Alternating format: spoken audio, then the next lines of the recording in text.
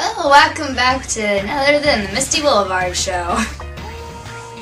And in case you're wondering, your ears and speakers are not actually glitching out. Nope, it's just my voice sounding a little bit slightly strange. I just happen to be at that lovely stage of the cold where my voice begins to sound akin to that of a boy in puberty. And I have to admit, I kind of find those moments slightly amusing. Now, just FYI, I'm not completely and totally off my rocker here. I don't really take joy in having a cold. I mean, seriously, who does?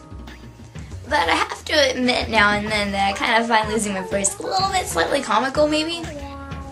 And while having a cold definitely is not one of America's favorite pastimes, I gotta admit, it has a few upsides. Like having a good excuse to stay in bed late. Or an excuse to sit in bed all day using your iPod. Or laptop. Sweet, fan mail. Or play it old school and kick back with a good book. Speaking of good books, I highly recommend you go to your local library and check out either Worldshaker or Airborne. Both of them are really good reads. And then again though, I've recently kind of ended up with having a thing for steampunk stuff. So yeah, read the books. Or else. Don't worry, I totally won't use my blaster gun on you.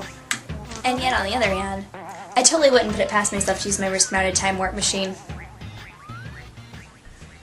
Actually.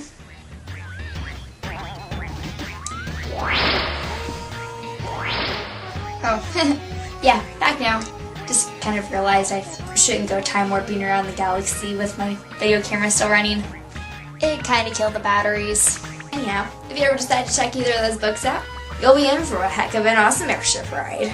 Oh, and if you happen to be more into fantasy than steampunk, this book is so far pretty good too.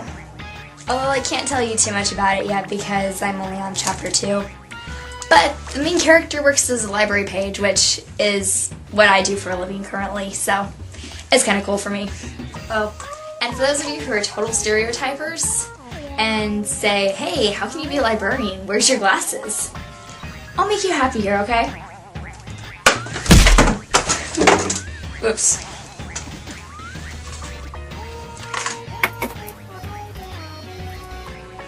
Ta-da! Yes, I actually do have glasses.